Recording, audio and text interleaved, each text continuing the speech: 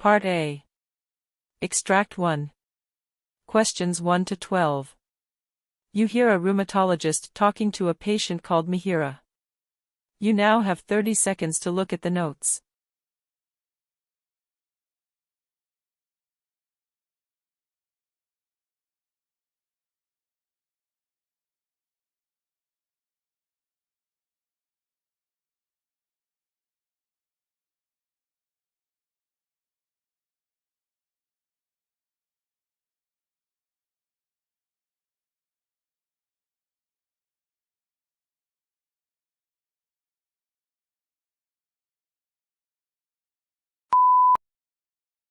Good morning, Mihiraa.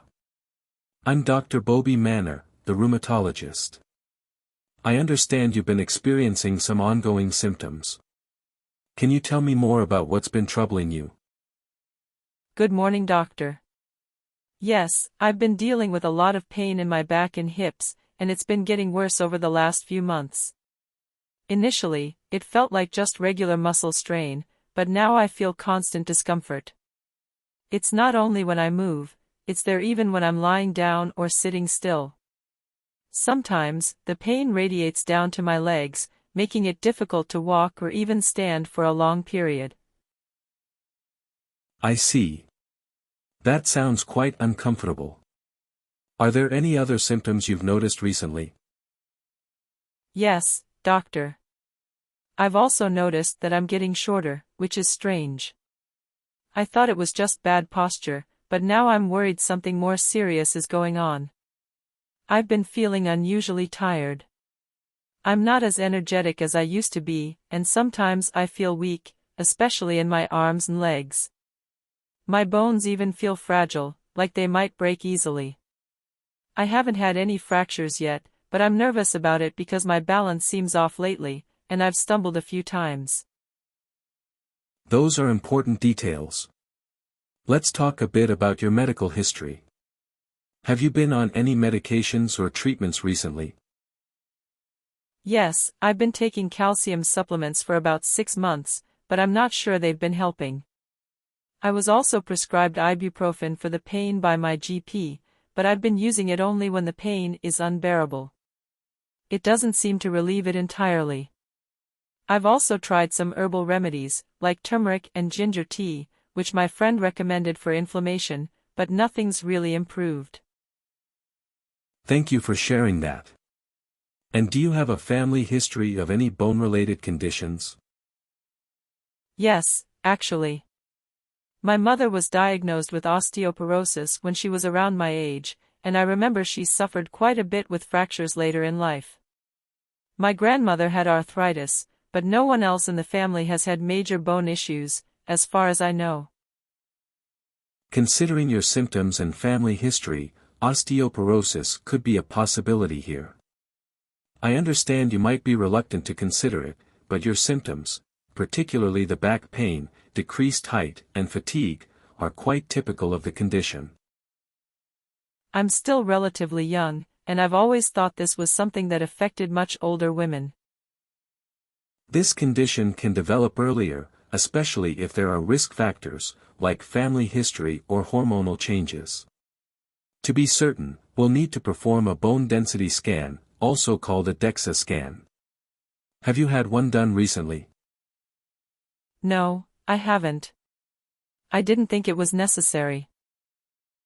We should definitely get that done. It's a quick and non-invasive procedure that will give us a clearer picture of your bone health. Based on your symptoms and history, I suspect that the scan will confirm it, but we'll wait for the results before starting a definitive treatment plan.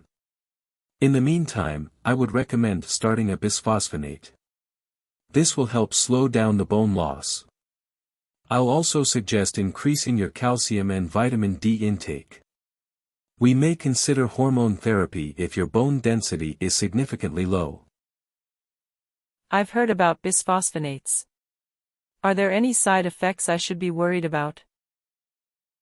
Most people tolerate them well, but some experience gastrointestinal issues like heartburn or nausea. All right, thank you, Dr. Manor.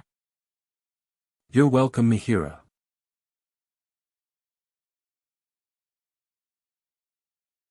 Extract 2. Questions 13 to 24. You hear a dermatologist talking to a patient called Mihiraa. You now have 30 seconds to look at the notes.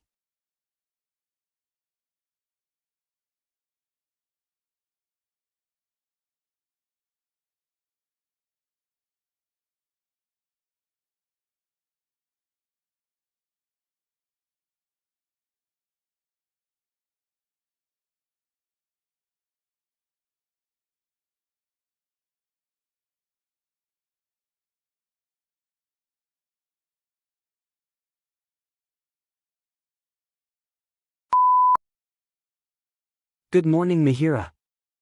I understand you're here to discuss some skin concerns you've been experiencing. Could you start by telling me what's been going on? Good morning, doctor. Yes, I've been dealing with these itchy patches on my skin for about 2 months now.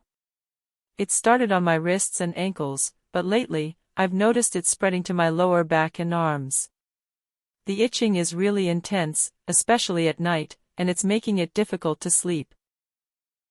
I see. It sounds quite uncomfortable.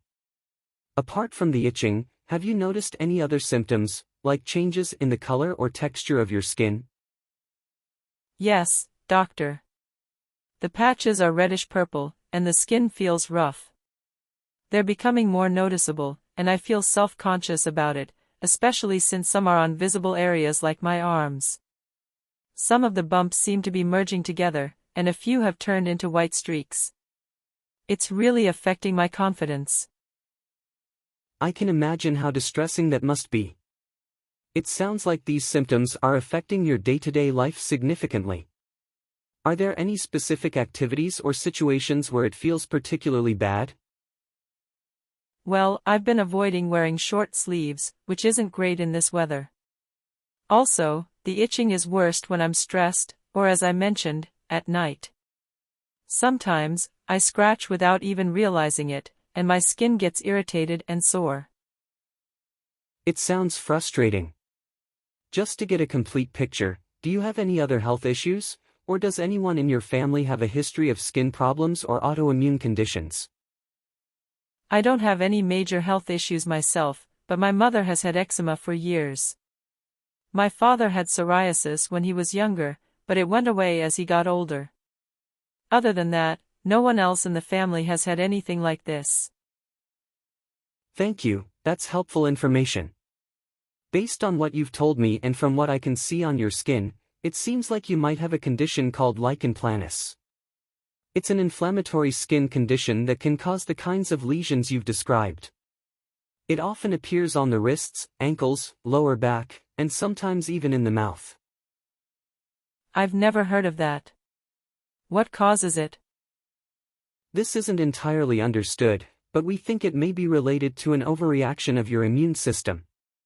In some cases, it can be triggered by medications, infections, or stress, but often, there's no clear cause.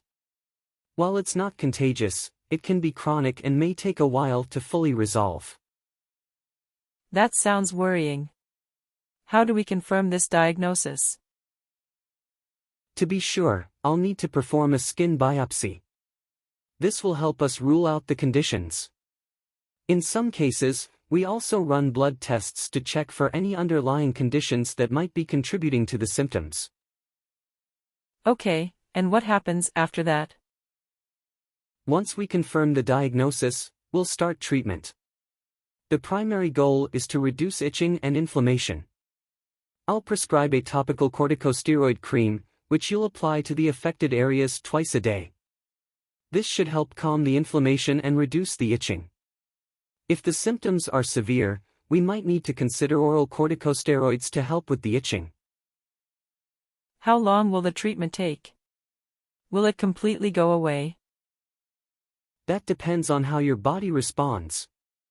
With treatment, symptoms typically improve in a few weeks, but in some cases, it can take months. The condition can go into remission, meaning the symptoms might disappear entirely, but there's also a chance it could recur later. We'll monitor your progress closely and adjust the treatment if needed. The corticosteroids are generally safe for short-term use, but there are potential side effects like skin thinning if used for extended periods. If oral medications are needed, we'll also need to watch for side effects like weight gain or increased blood pressure. I see. I hope it responds quickly. That is the end of your OET listening test. Now check the answers.